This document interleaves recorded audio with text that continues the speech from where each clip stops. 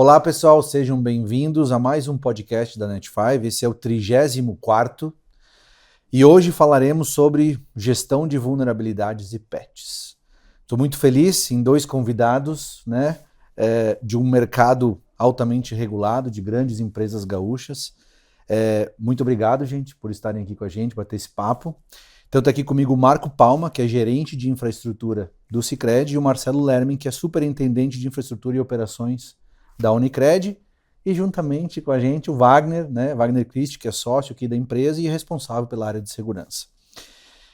Então temos pessoas com bastante experiência no tema, bastante vivência na área de segurança para a gente debater vulnerabilidade. Eu sempre gosto de trazer contexto, por que a gente está aqui hoje discutindo vulnerabilidade e não uma série de outros assuntos. Eu gosto de buscar dado de mercado para fazer esse embasamento. Eu devo ter citado já inúmeras vezes o relatório da Verizon ou Verizon, enfim, que chama Data Breach Investigation Report, se eu não me engano, este é o nome, O último que a gente tem é do ano passado. A diferença desse relatório para outros é que ele é um relatório que analisa dado de incidente. Então ele não é uma pesquisa, ele é um relatório que no último ano olhou 30 mil incidentes. Então eles têm o log do início ao fim de um incidente e que nos traz dados mais concretos de ameaças, que empresas, principalmente do setor financeiro, estão sujeitas. Esse relatório é interessante porque ele começa, o primeiro gráfico desse relatório é um gráfico que mostra aonde o incidente se inicia, aonde o ataque se inicia. E o próprio relatório diz, a gente gosta de começar assim, porque a gente orienta as empresas que comecem a construir seus controles, suas defesas, olhando para esse indicador, aonde um ataque vai começar. E os três principais pontos que seguem iguais desde 2020 é uso de credenciais válidas, phishing e vulnerabilidades. Vulnerabilidade sempre se manteve baixinho, O início de um ataque através de uma vulnerabilidade nunca foi algo expressivo como um phishing ou como uma senha válida.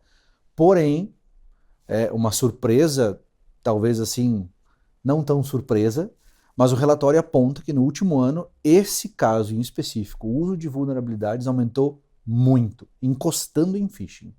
O relatório ele não fala em porcentagem, digamos assim, na vírgula, Mas olhando o gráfico você consegue ver lá que senha é uns 40% e phishing e vulnerabilidade fica em torno de 20%. Por que eu falo isso? Porque, vamos lá, a gente está trazendo esse dado, quer dizer que o número de incidentes que iniciam explorando uma vulnerabilidade cresceu muito, encostou em phishing. Então quer dizer que a gente precisa olhar para esse tipo de trabalho, para essa gestão de uma forma mais séria ainda, E vocês, sendo desse segmento, já fazem isso há um bom tempo, Então eu trago esse primeiro ponto, assim, como é que vocês dentro, Porque essa é uma responsabilidade dividida, Eu preciso de um software para isso, mas eu preciso que infraestrutura corrija. Então fica uma situação de comunidade. Então eu pergunto para vocês, uma pergunta aberta, assim, como é que vocês olham para gestão de vulnerabilidades e patches, como é que é o dia a dia de vocês e como é que é tratado internamente, assim? Boa pergunta. Primeiro, obrigado aí pelo convite para estar participando aqui do podcast, estar falando com vocês. É uma honra também compartilhar um pouco do nosso conhecimento, nossos processos e como a gente faz a governança dentro do Sicredi. E respondendo de forma prática, até enquanto tu falava, eu fiquei pensando assim, que eu não sei se foi os atacantes, os cybercriminosos estão evoluindo mais para a questão de gestão de vulnerabilidade, porque a cultura dentro de segurança, dentro do usuário final, também está evoluindo, Tu vê, os nossos pais, pessoas que não mexem há tanto tempo com tecnologia, já estão mais, já ficam mais comedidos ali em clicar ou conceder algum acesso. Então acho que a redução desse tipo de ataque ficou muito vendida no sistema aí. Então Força o atacante a achar uma outra forma, achar uma outra e daí gera uma pressão adicional para o processo de vulnerabilidade. Que sim, dentro do processo de vulnerabilidade, gestão de patches é um tema que a gente vai falar bastante aqui durante o podcast. Mas hoje, a cultura dentro de uma empresa também, ela precisa evoluir, a maturidade dos processos. E sobre a questão de bola dividida, eu acho que tu tocou bem nesse tema que não adianta a gente só ter o ferramental é o meio, a gente precisa melhorar e evoluir os processos, e os processos, para que dê certo dentro de uma empresa, ela precisa também tocar desde os administradores de sistemas, desde o cara que administra a rede, banco de dados, todas as pessoas têm que estar engajadas em também evoluir os números. Mas por trás disso, eu discorro muito que tem que ter um patrocínio do board, porque tem um equilíbrio ali entre tu fazer a gestão de pets propriamente, que porventura traz um certo risco, um efeito colateral de poder trazer uma indisponibilidade num ambiente muito crítico, gera um receio da execução em si, né? Então fica muito uma responsabilidade de quem faz, e daí aquela questão seja para defender numa GMUD, seja para reportar um incidente, fica mais uma questão de responsabilização do time de infra. Então esse patrocínio tem que vir desde cima, e segurança não é responsabilidade de uma área em si, né? É de todos, né? Então, para proteger uma instituição de porte crítico, precisa vir um patrocínio forte e uma responsabilização geral, né? Acho que, se quiser complementar, Marcelo. Bom, primeiramente, obrigado, né, por participar, pelo convite. Bom, só até trazendo um ponto que você citou ali do relatório de ter aumentado a quantidade de vulnerabilidades, né? Acredito, tá? Penso que o principal advento, ou a mudança que teve, foi principalmente a questão de IA generativa, porque simplificou muito a criação de novos códigos, até mesmo de explorar novas vulnerabilidades. Então simplificou demais a vida do atacante. Então é um advento que nós temos, que gerou um pouco desse efeito que, óbvio, né, nós temos que nos preparar para ele. Sobre a questão de regulação ali, é importante. Então, existe uma regulação para mercado financeiro bastante importante em cima disso, mas acho que o ponto que o Palma trouxe é bem crítico, é cultura. Porque, querendo ou não, segurança ela é responsabilidade de todos. Ela não é responsabilidade da área A ou da área B, ou de duas áreas apenas, mas na empresa a responsabilidade tem que ser de todos. Principalmente porque é um dos maiores entradas, como tu falou, né, com a questão de credenciais, é a engenharia social. Então, se todos na empresa não tiverem atentos às novidades ou os diferentes mecanismos que tem hoje de entrada ou de explorar essas fragilidades, com certeza a gente vai ter um problema maior, não só a nível de vulnerabilidades. O ponto que o Palma trouxe, eu acho que a maior parte do mercado deve sofrer também, que é a questão da indisponibilidade versus até o esforço operacional que normalmente se tem para manter up-to-date o ambiente, para manter o ambiente atualizado com uma série de correções. Então tem um desafio bastante grande. Então foi daí que começamos esse desafio que nos trouxe inclusive até aqui, que foi essa jornada de como simplificar a gestão da vulnerabilidade sem gerar um operacional muito grande, já que a maior parte das indisponibilidades, das vulnerabilidades tem uma exploração muito maior, e a gente pega às vezes Zero Day, ou pega algumas vulnerabilidades novas praticamente todos os dias. Então, como se manter atualizado sem gerar um passivo financeiro e operacional muito grande, e tendo visão também, né? Ter controle, ter dados e números para a gente tomar decisão, ter automação para a gente conseguir linkar, na verdade, e resolver o quanto antes esses problemas. Eu gosto, sempre quando a gente falava sobre... Agora faz tempo que a gente não fala isso, né? Mas eu acho engraçado, quem é mais antigo, acho que nós todos aqui já temos uma certa idade, a gente já passou por vários, o Wagner, que é um pouco mais novo.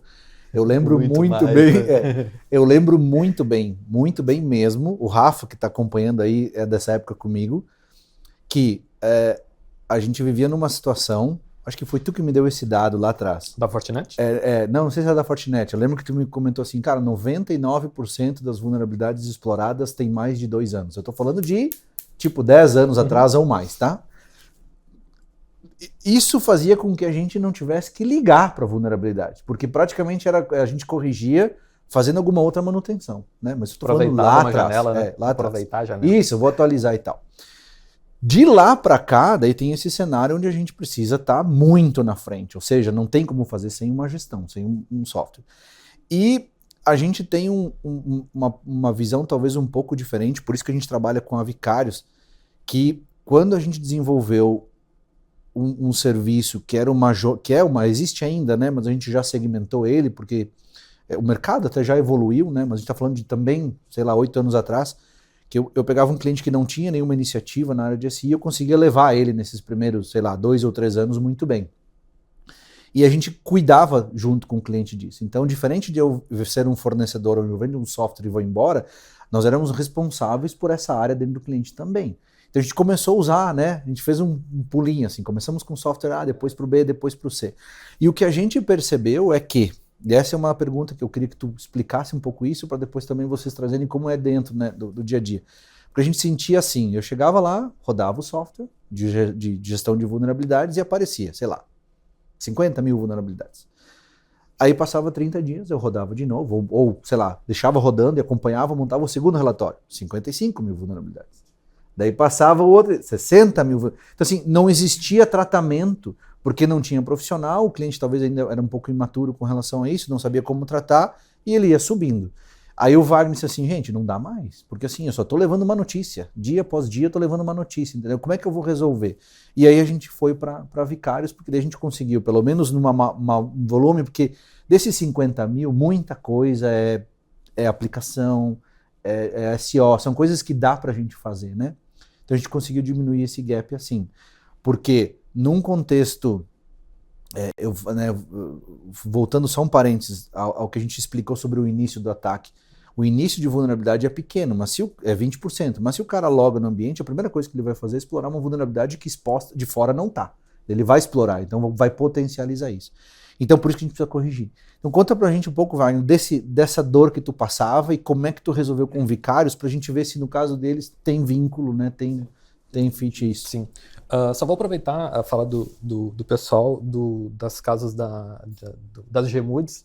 Né? O pessoal acaba perguntando normalmente na Gemudes, tá, mas qual que é a chance disso ser explorado, né? Aí tu fica, poxa, é alta, mas alta quanto? Né? É difícil o pessoal, na maioria dos segmentos, né? Não tanto no financeiro, do pessoal querer saber qual que é a probabilidade disso ser explorado, aí fica uma conversa difícil e tal, né? Então às vezes tu tomava um bloco na Gemude porque tu não conseguia dizer exatamente a chance daquilo ser explorado, né?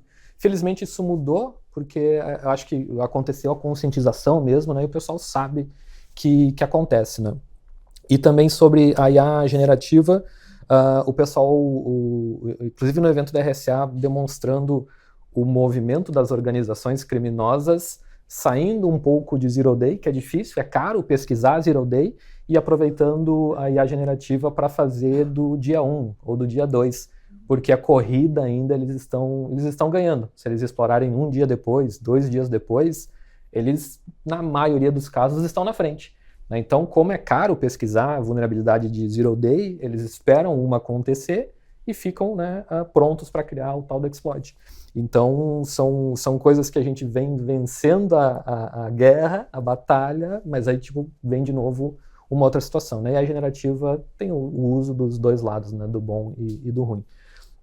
A jornada principalmente dentro da Net5, né, dos nossos clientes para gestão de vulnerabilidades, a gente sim começou com ferramentas que davam só a visibilidade, né, das vulnerabilidades, porque acabava sendo o primeiro passo, né? Poxa, eu não sei nem o risco que a gente está correndo aqui, né? Eu preciso entregar essa visibilidade. Chegava o relatório do final do mês, primeiro mês, exatamente isso, né? Poxa, uma quantidade grande de vulnerabilidades que, entre aspas, era só atualizar. Mas justamente não tinha processo, não tinha essa maturidade, até mesmo conseguir recuperar um ambiente rápido, o pessoal não tinha essa capacidade, essa possibilidade, no que bloqueava essas mudanças. A gente não tem condições de fazer. E no mês seguinte, de novo. Né? Na medida em que a gente foi tendo uma percepção ruim desse processo, que é tão importante, a gente tinha que buscar uma solução para desafogar essas correções.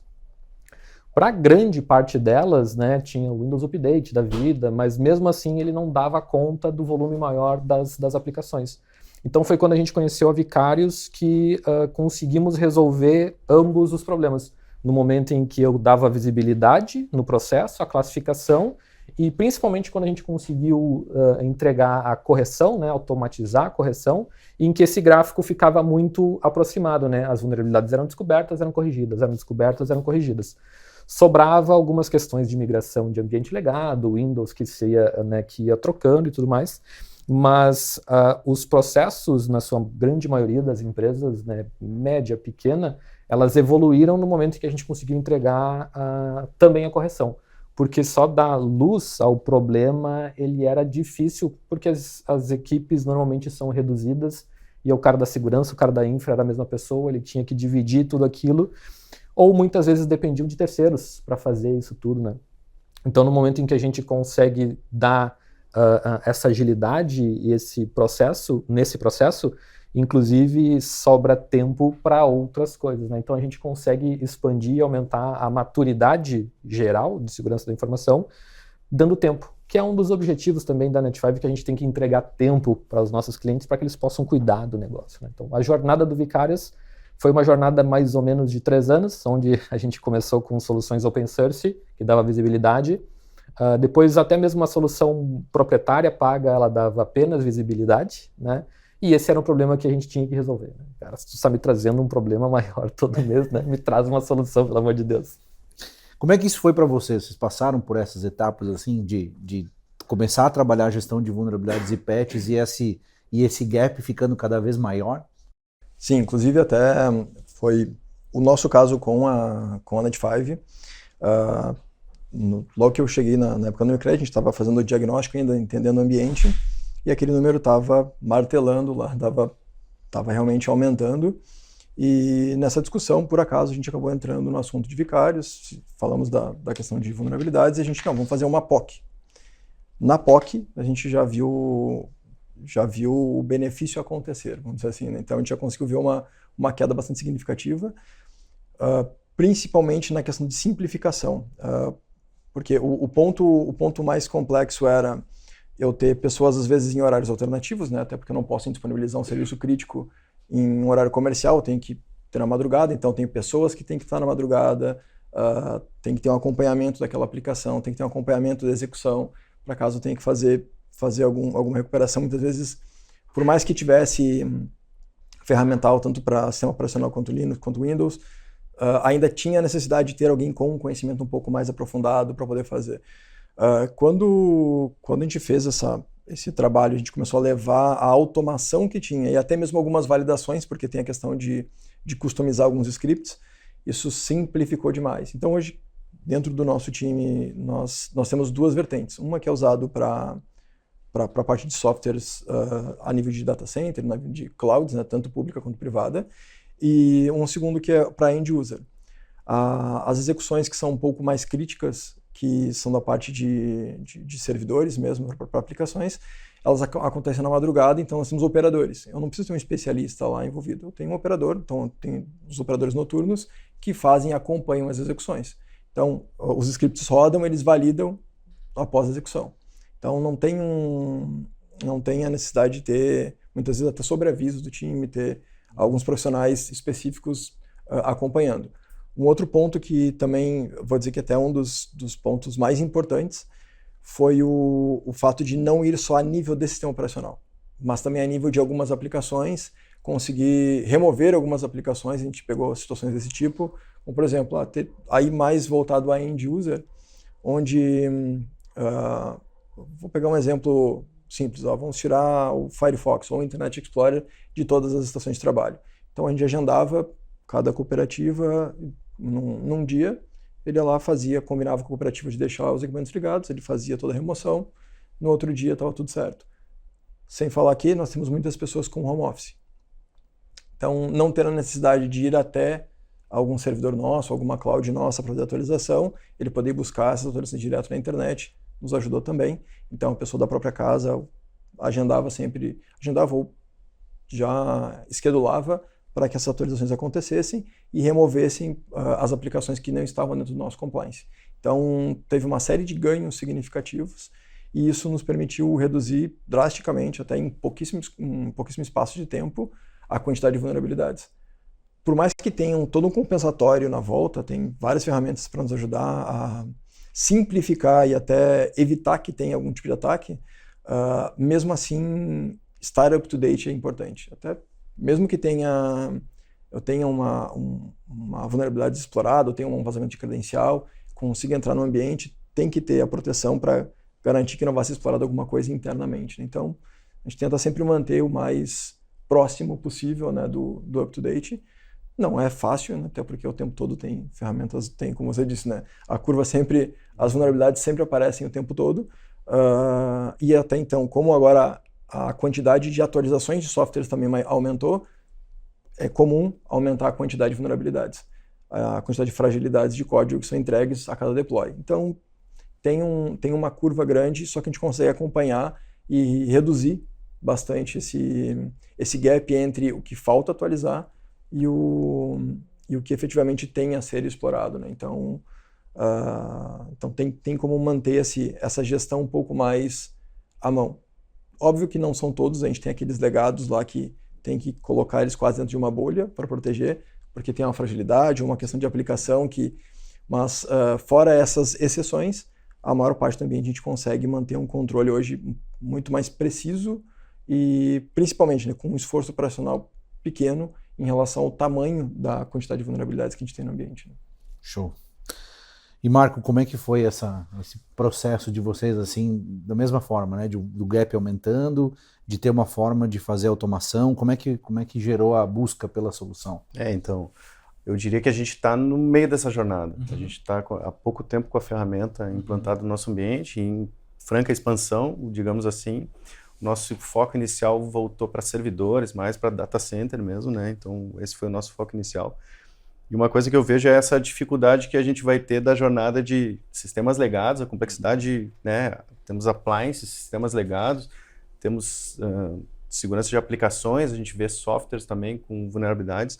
A nossa curva, por enquanto, está aumentando, mas a gente consegue também ver o quanto a gente está conseguindo mitigar daqueles sistemas em que é possível fazer automações no sentido de não ter alguém acompanhando. A dificuldade do learning também é nossa, né? Porque a gente tem que agendar sistemas, tem que acompanhar janelas de manutenção em que o time faça as validações.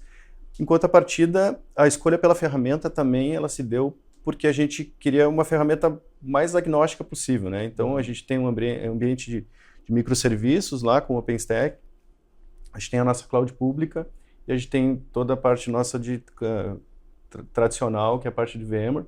Então, a ferramenta atendeu os requisitos e a gente consegue ver já vantagens em algumas delas. Por exemplo, instâncias efêmeras, a gente consegue já corrigir vulnerabilidades já na imagem e os ambientes nascerem já dentro da segurança. Então, a gente consegue não só ficar de uma forma reativa, tratando eventos, mas também já proativamente corrigir coisas que ainda vão ser provisionadas num ambiente que ele é mais cloud native, né? Então, acho que essa é uma das vantagens também. Então, para nós, ainda, a gente está ainda evoluindo o processo e não chegamos ainda na etapa de ver oportunidades, que nem o Marcelo disse, de remover alguns softwares, mas o software nos dá essa informação ao ponto de chegar nesse momento de começar, agora vamos ver softwares que a gente precisa trabalhar, mas como eu volto na questão anterior, né? A gente tem que ver a cultura porque pode ter algum efeito colateral, né? Os sistemas legados existem exposições maiores e que pode ter um efeito colateral. Porque eu tenho que trazer um ponto assim também, né? Por que a gente fala de vicários e por que a gente escolheu vicários, né? Porque assim, a gente sabe que a solução ela tem alguns gaps, isso é evidente, né? A gente, por exemplo, não tem scan de rede, não tem scan de rede, né, autenticado. Acabou de sair um update onde a gente vai conseguir, pela plataforma, até onde eu sei, já vai quem tem vai ter, que é a validação de compliance, ou seja, de configurações. E o conversa de corredor é que em algum momento vai surgir um scan de rede, porque a gente não existe hoje, de acordo com a nossa pesquisa, uma solução que ela seja eficiente nas duas coisas, né? Nós temos concorrentes que olham bem para essa questão de vulnerabilidade como um todo, scan, enfim, mas que a parte de automação ou não tem, ou ela é um pouco precária ainda, né? E a gente escolheu justamente por esse ponto, porque o que acontece? De novo, a gente precisa escolher talvez aonde vai faltar menos. E pela nossa experiência, era essa a opção. Porque, de novo, vamos olhar para uma situação onde eu preciso construir uma defesa e pensar em como que um atacante vai se movimentar. Né? Ele vai explorar uma vulnerabilidade, né? Muito provavelmente num desktop ou num servidor. Então, se eu conseguir ter um software que identifica, que prioriza e que corrige, ou que, né, de forma automática ou com o menor custo possível, que é com um processo mais automatizado e tendo alguém para validar aquele serviço depois, para nós foi o que fez sentido. Né? Obviamente, num cenário de uma empresa maior e até do segmento financeiro, não vai ser só Vicarious que vai resolver o problema de gestão de vulnerabilidades e patches, né, como um todo. Né? A gente espera que um dia a gente tenha essa evolução, mas no momento a gente escolhe justamente por essa dor, por focar em reduzir esse gap, entendeu? Eu queria, até assim, que totalmente transparente aqui, obviamente vocês fizeram validações, né, para escolher essa ferramenta. Eu queria que vocês, na medida do possível, nos colocassem assim, o que né, no teste dessas opções, o que chamou mais a atenção de vocês, assim, pô, é essa aqui. Foi só automação? Foi alguma outra coisa, assim, né, que deu esse digamos assim, que se deu a escolha do Vicarious? Eu posso citar dois pontos. Assim. Um primeiro ponto, automação sem dúvida. Tá? Então, acho que esse foi um dos principais pontos, a simplicidade. Porque também não adianta ter uma ferramenta maravilhosa com automação, mas que eu preciso ter 10 profissionais para poder administrar. Então, a simplicidade e a visibilidade que ela traz ajudou bastante na tomada de decisão. E a questão também da execução de scripts remoto, né, através dela, porque nos permitiu olhar também algumas questões, até mesmo de validação nossa, de processo, então isso nos ajudou muito em alguns outros itens, em algumas outras particularidades nossas, que talvez até em outras instituições não existam, mas que para nós faz bastante sentido. Mas fato que a simplicidade, o fato de não ter que ter um exército de pessoas para poder tocar, isso ajudou bastante. Então, nos beneficiou bastante e, principalmente, nos ajudou a reduzir de forma muito rápida o gap que nós tínhamos na época. Então, essa experiência, acho que ela foi muito positiva desde a POC. A POC ela já se mostrou bastante eficiente nessa redução e principalmente para alguns serviços menos críticos, que a gente não seria um problema, né, ter uma indisponibilidade no ambiente, ele acabou resolvendo muito rápido. Então, acho que esse foi o ponto. A simplicidade e a automação somados, acho que foram um dos grandes fatores de decisão. Também essa questão da execução remota dos scripts, que ajudou em alguns outros pontos e particularidades que a gente tinha no nosso ambiente. Ótimo. Como é que foi lá para vocês, Marco? Para nós, então, vamos lá, dentro dos fatores que eu podia listar como em ordem de prioridade, acho que foi a automação também, a facilidade de construir a automação para que aconteça de forma menos operacional possível lá, reduzindo o esforço que os times têm, ajudando, né, nessa questão de agendamentos e possíveis automações. Eu acho que o segundo fator, eu acho que foi a parte de inventário mesmo, assim, no sentido de que uma coisa é tu ter um CMDB dentro da empresa, mas dentro de cada ecossistema ali dos teus servidores, das suas aplicações, ter o quanto aquilo te dá, tem risco, né, os softwares envolvidos, então aquilo de uma forma organizada te ajuda a tomada de decisão, né, então, e não é, às vezes a gente atua muito reativamente, a gente está tratando o tema de vulnerabilidade com o mesmo nível de criticidade. Então, a forma como ele cataloga aquilo que é mais crítico para que a gente consiga atacar o certo e diminuir o número de exposição é o que mais nos favoreceu para a escolha. Sem contar a questão de ser agnóstico, no sentido de, né, atender o nosso ambiente heterogêneo. Ótimo, ótimo. Mais uma pergunta. Eu acho que é muito importante, como vocês vêm desse segmento que é altamente regulado, né? Se vocês pudessem dividir um pouco como é essa regulação, né? Olhando especificamente para a gestão de vulnerabilidades como um todo, a gente não precisa se deter aqui ao específico de patch como um todo, porque a gente também escuta de cliente, às vezes o cara tem um software, né? Por exemplo, se vocês devem ter isso, no mínimo de 2 ou 3 fontes, vulnerabilidade de um software talvez mais tradicional, tem uma lista. Tu tem vulnerabilidade do próprio Vicarious, é outra lista. Né? Nós temos um outro software nosso que faz gestão de superfície de ataque, que faz o scan dos teus ativos externos e vai te dar vulnerabilidades disso também. Então, ou seja, começa a vir vulnerabilidade de tudo quanto é lugar. Vem o pentest. Isso, vem o pentest. Então, tentem se vocês puderem explicar para quem está ouvindo, que não é desse mercado e que talvez não é tão regulado, mas que se vai trabalhar com isso, é bom que já trabalhe digamos assim, buscando o modelo ideal. Como é que é essa regulação, né? Se vocês puderem dividir isso com a gente, acho que é bem rico.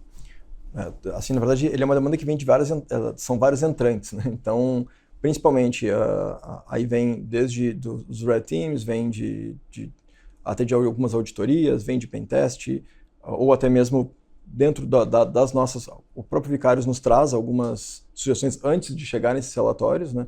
Então, como existe uma questão de... Normalmente, quem faz essa interface com os órgãos regulatórios é o time de segurança. Então, nosso time acaba ficando mais com a execução e mais com a cobrança, né? Então, recebemos só a demanda e, basicamente, a gente executa e cumpre aquelas diferentes entradas. Mas fato que sim, tá? Ele vem de diversas fontes diferentes. Então, ou vem por segurança da informação, ou vem por algum projeto específico de análise, ou vem por compliance, ou vem por algum regulatório, ou vem até mesmo por algum parceiro, em alguns casos, do tipo, a gente precisa ter certificação específica, então, para aquele tipo de produto. Então, tem também a questão de regulações. Então, são várias regulações diferentes, seja usando o Banco Central, seja usando uma B3, seja usando... Para cartões também tem um regulatório e certificações bem específicas, então tem todo um trabalho bem grande e manter esse ecossistema.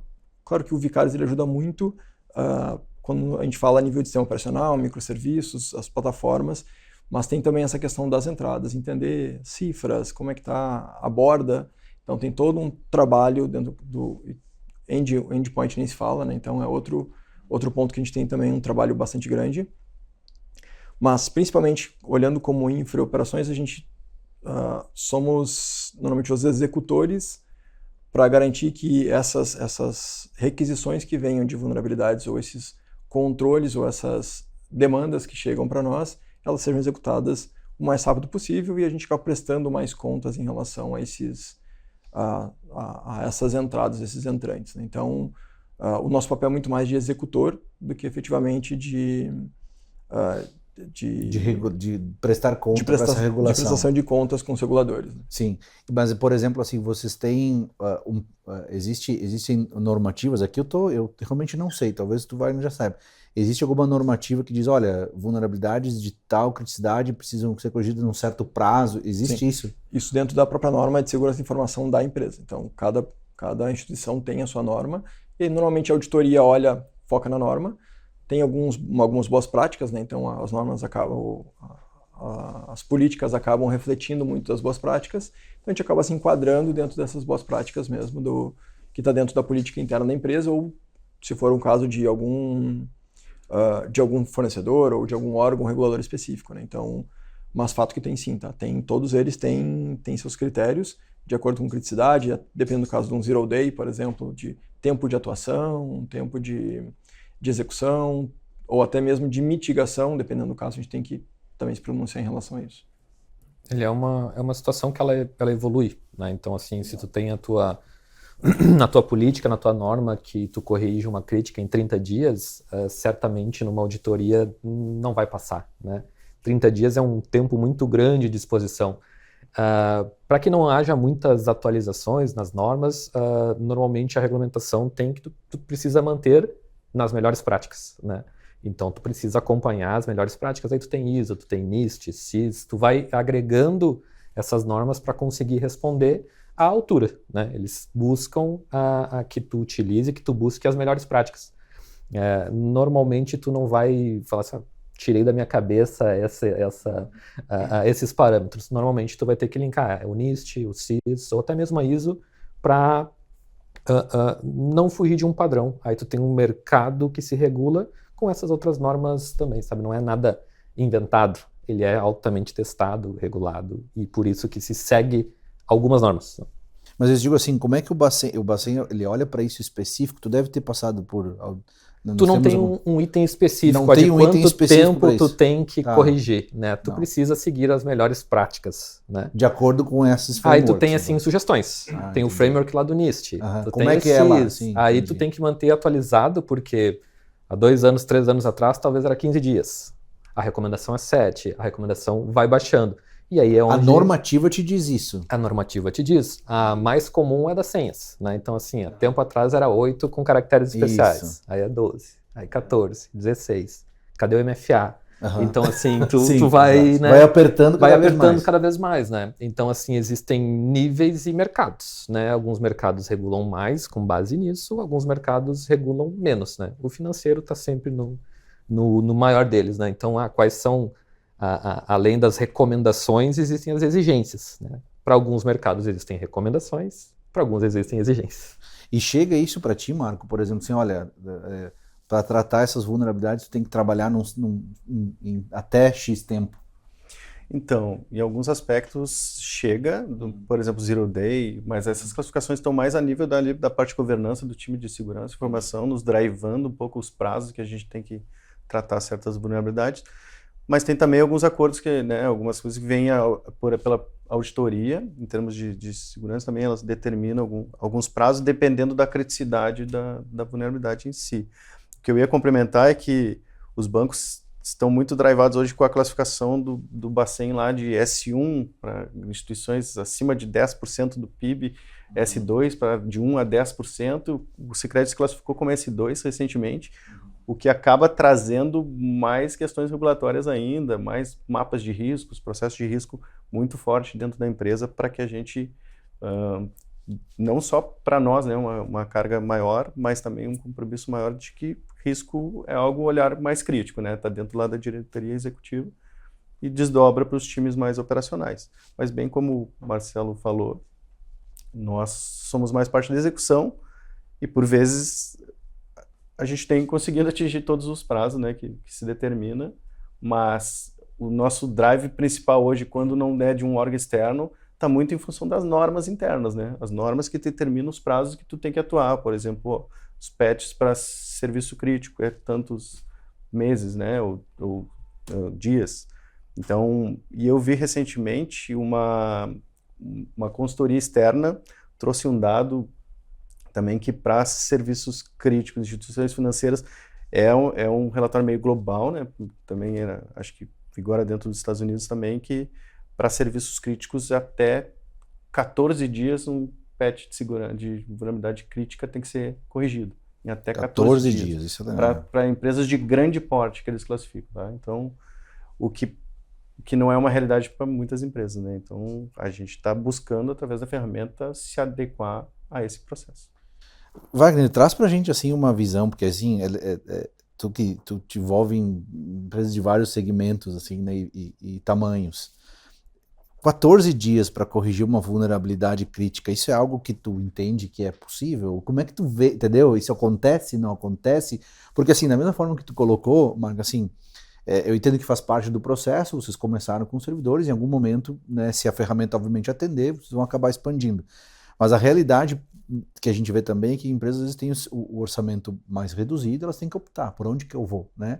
E aí a gente também recomenda, cara, o ideal obviamente é que tu bote no parque inteiro, mas começamos pelos servidores, né? Porque, de novo, se é para começar, vai ali. Só que o problema é que esse vai ali fica aí nunca aumenta, sabe? Porque a gente precisa ir trabalhando isso. Por isso que eu te pergunto, né? Começa, tu tem visibilidade de forma geral nos ambientes e 14 dias é algo factível? Eu daqui assim, olhando, talvez seja, sei lá, por não estar inserido, eu acho que dá e sobra. Sim. Mas eu acho que não vai ser a resposta que tu vai me dar. Eu vou discordar já. Vou deixar de responder, mas vou discordar agora. Na teoria, a prática é outra, né? E vice-versa, né? Quando a gente parte para fazer somente gestão, se eu tivesse somente, as equipes tivessem somente gestão de vulnerabilidades, aí tranquilo, né? Entendi. Mas aí tu tem todas as normas, né, para cumprir, e aí tu tem o antivírus para manter, tu tem o backup para manter, tu tem o DR, aí tu tem que migrar um data center de vez em quando, né? Então, são situações que, se tu olha pura e simplesmente, talvez dê. mas as equipes, e a gente tem um gap muito grande de profissionais, e tu não consegue ter uma equipe para somente gestão de vulnerabilidades. Então esse tempo concorre com muitas dessas atividades e fatalmente não acontece, né? Quando a gente parte para as priorizações, existe um catálogo que é de um órgão dos Estados Unidos, o CISA, que são a lista de vulnerabilidades que estão sendo exploradas por criminosos, né, pelos grupos de ransomware. E aí tu já dá uma filtrada das 50 mil que a gente está falando lá, não são as 50 mil que estão sendo exploradas para o deploy de um ransomware. Então tu começa a fazer análise de risco, que é onde o negócio entende. Então aqui onde tem risco eminente de algum criminoso explorar e nos causar um impacto, eu preciso sim em 14 dias. Aquele servidor que está numa DMZ, protegido por microsegmentação, tá todo lá, ele não vai ser em 14 dias, possivelmente, né? E aí na prática, realmente, em 14 dias não acontece, porque o negócio entende que não. E dentro de um monte de coisas que eu tenho para fazer, aquela que nunca me aconteceu, ou a gente não conseguindo provar a probabilidade disso acontecer, a gente perde para outras demandas, né? Então é com dor no coração que tu enfrenta isso. Se fosse somente gestão de vulnerabilidades, 14 dias, tranquilo. Tu tem uma janela de final de semana, né, de 2 finais de semana, você tem tempo para planejar e tal. Mas, de novo, time reduzido, se fosse só isso, daria. Até complementando, né? A gente falou de regulatório de vulnerabilidade, mas nós temos também regulatório de produtos. Então, por exemplo, o PIX é um bastante Open Finance. Então, assim, se for pegar os regulatórios que nós temos já que cumprir, também são grandes para produtos. Então, assim, a gente concorre com a janela do produto, com novas features, a gente concorre com vulnerabilidade, com antivírus. Então, a concorrência é muito grande dentro de pouca janela. Eu não posso, dependendo do produto, se é um produto que tem uma exposição muito grande ou pode gerar um impacto significativo a nível de negócio, eu não posso atualizar isso no meio da tarde durante a semana. Então, eu tenho que ter uma janela específica, e essa janela específica normalmente ela é concorrida, porque eu tenho que concorrer com regulações de negócio, a evolução de negócio, então tem um trabalho bastante grande nesse sentido, né? Então, por isso que nem sempre é factível cumprir os 14 dias.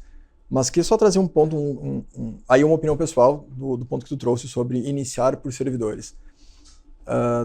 Eu já vejo que, se possível, iniciar por estações de trabalho. Por quê? Servidores, normalmente, eles estão num perímetro um pouco mais protegido.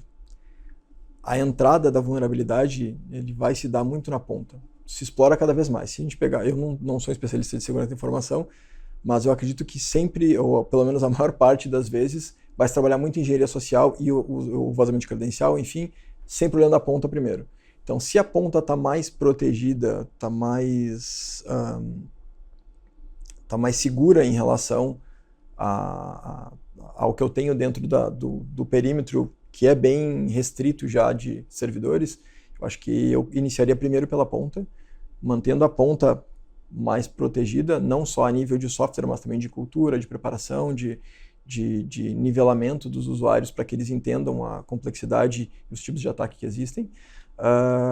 Porque, querendo ou não, servidores vai estar num perímetro um pouco mais controlado, com uma série de outros compensatórios. Então, eu só inverteria um pouquinho a ordem de iniciar pelo endpoint e aí depois ir para servidores, né? Nós fizemos o inverso, tá? Nós começamos por servidores e fomos para o endpoint, mas hoje, se eu fosse olhar a realidade hoje, com a quantidade de vulnerabilidades que tem no mercado e a exploração, principalmente quando a gente encontra lá o paciente zero, né, principalmente de ransomware, vai ser no endpoint. Vai começar por ali, vai ser no vazamento de credencial. Então, quanto mais protegido você está na ponta, quanto menor a possibilidade de lateralização dentro de um ataque, acho que é menor a probabilidade de chegar até um servidor, né, e explorar uma vulnerabilidade de um servidor. Na maioria dos ambientes, né, eu concordo, tu tem muito mais estações, né, e muito mais aplicações dentro de um desktop do que um servidor. E tomara, né, que não tenha gente abrindo e-mail em servidor lá, né, logado no RDP. Então a gente junta o phishing, junta credenciais vazadas e um endpoint desprotegido, né. A gente brinca bastante as analogias, né, de botar a defesa lá em cima, né, meter pressão, o atacante tem que meter pressão no goleiro saindo com a bola. Se a gente fica aqui nos servidores, tem muito espaço para o cara trabalhar e ficar indetectável, né?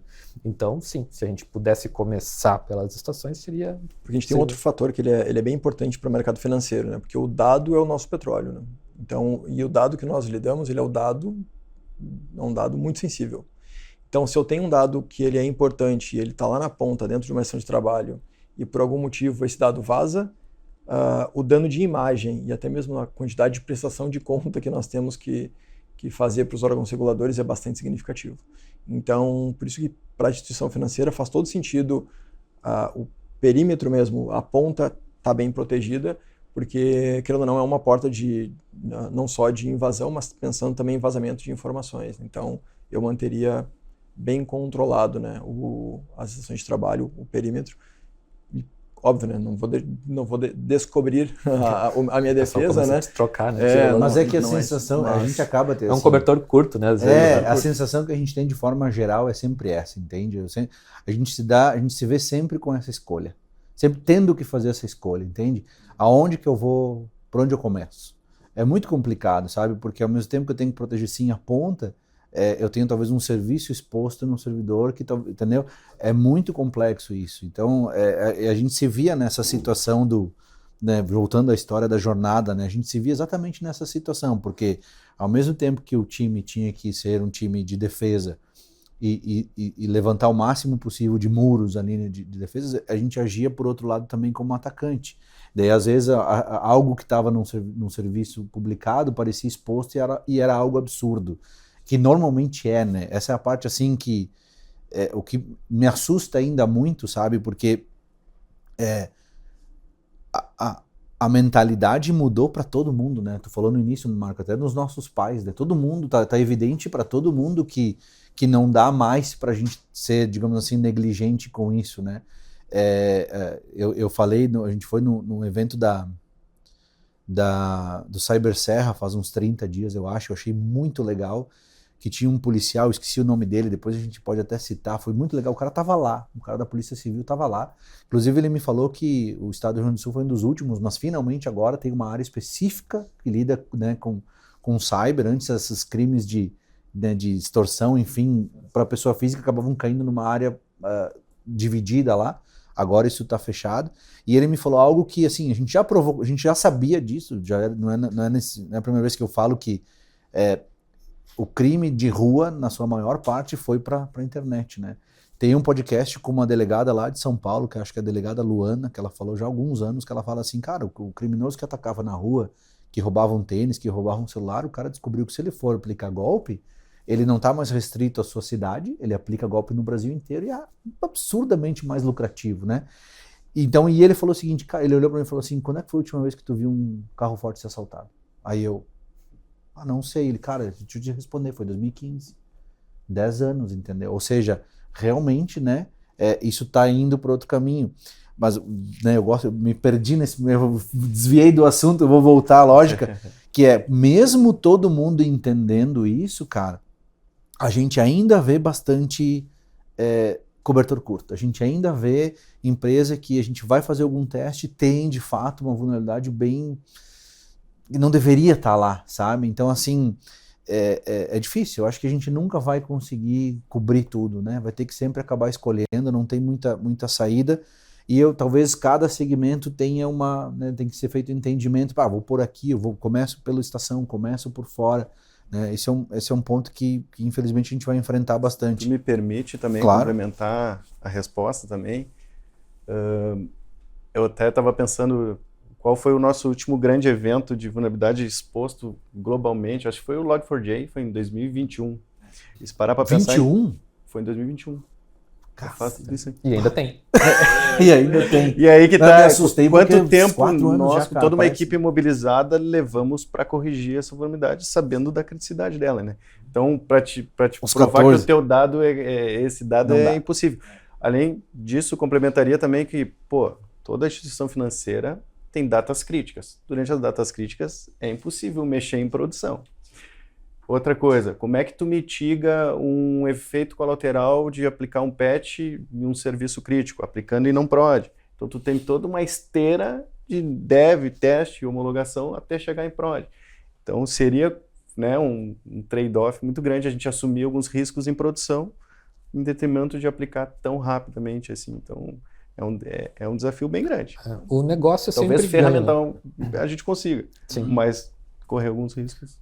O negócio sempre ganha nessa discussão, né? Entre aplicar um patch lá na Black Friday ou não aplicar, tu tem que brigar muito se tu tem o risco, né? Porque tu sempre coloca na Gmod, cara, tem o risco de ficar um tempo fora. Não, então vai esperar o freezing que vai voltar lá, né? E Dia das Mães também é um momento que para bastante coisa, né? Então são 2 datas importantes no Brasil e tá funcionando, ninguém mexe 2, 3 semanas antes e 1 semana depois, porque não pode correr esse risco. O negócio não quer correr esse risco. Corro o risco de talvez, né, acontecer alguma coisa, mas eu não quero correr o risco de aplicar um patch e não voltar. Eu não quero ficar 1 hora, 2, 3. Esses são os acordos que são feitos nas Gmod, né? Mas ninguém já nem tenta mais Dia das Mães e Black Friday tu nem precisa tentar, porque tu não vai ganhar. É muito difícil. Cara, a gente vai se encaminhando para o final, a gente está beirando já 1 hora. Esse é um assunto mais fechado, que normalmente quando a gente discute temas de segurança, esse é um pouco mais fechado, no sentido de são vários temas, né, que a gente tem. Esse aqui, ele é um pouco mais restrito. Eu imaginei que seria mais rápido o nosso podcast, mas um ponto que me chama a atenção, assim, que eu gosto de deixar algumas, digamos assim, afirmativas. É evidente agora que, independente do segmento, eu preciso ter um processo de gestão de vulnerabilidades e patches, né? Independente do segmento que eu estou, se eu sou responsável ou por, na maioria dos casos, né, por TI e SI ao mesmo tempo, eu preciso ter um processo para isso. Eu não posso mais deixar, digamos assim, ao acaso. Eu tenho que trazer esse dado e fazer um processo contínuo, que eu até nem citei, mas também quase sempre eu falo sobre uma postura contínua, né? O próprio Gartner fala isso. Qualquer postura de segurança que ela é contínua, que eu faço de forma contínua, ela tende a me dar ela diminui até 2/3 a chance de um ataque, porque eu estou proativamente, né, fazendo a frente, diminuindo a exposição de várias formas. Então é evidente que eu preciso de um processo assim. É evidente também que não tem uma solução única que faça tudo o que a gente precisa, né? Então, assim, quando a gente fala de gestão de vulnerabilidades, nem sempre vicários aparecem outros players lá, né? Até o próprio Gartner, acho que ele nem entra no Gartner pelo segmento. E ele se destaca pelo um ponto que vocês dois comentaram, que foi um fator decisivo, que é a automação do processo, né? Então, assim, vale esse ponto. Então, assim, talvez não, provavelmente, dependendo do tamanho do cliente, uma solução única não atenda, né? E que a gente usa vicários justamente para atender esse ponto, que é automatizar o processo. Óbvio, com devidos testes, devido cuidado, o cliente comentou, passando por uma esteira de dev que é antes de ir para a produção, mas eu consigo ter um ganho muito grande aqui de redução de carga horária de profissionais, né, redução de profissionais, automatizando o processo. Eu acho que essas são as afirmações, né, eu deixo a palavra para vocês, se vocês têm alguma consideração final, mas e de novo agradeço, né, pela participação. De novo, é um tema que a gente tem que tratar, que a gente tem que falar, e que tem que ser corrigido, né? A gente tem aí tentar buscar os 14 dias, o sonho das 2 semanas, entendeu? Para fazer essa correção. Bom, na minha parte, agradecer o convite, né? Então, é um tema que ele faz parte do dia a dia das áreas de infraestrutura e operações, então é um tema muito vivo no dia a dia. Segurança, a gente já falou, né, que ele é responsabilidade de todos, então, sem dúvida, ele vai estar na pauta de todos os times, mas principalmente essa possibilidade de simplificar cada vez mais, porque, querendo ou não, com a modernização e até mesmo com o novo advento de IA, tudo vem acelerando muito em todos os aspectos, em todas as diferentes vertentes de tecnologia. Então, ter uma ferramenta que simplifica isso no dia a dia te desafoga para, às vezes, ter profissionais ou ter um tempo para tocar outras iniciativas. Então, ele agrega, então, o ROI em cima desse ponto não é só na segurança, mas também na questão da otimização do dia a dia do time no administrar vulnerabilidades. Show! Gente, era isso. Muito obrigado. Até a próxima.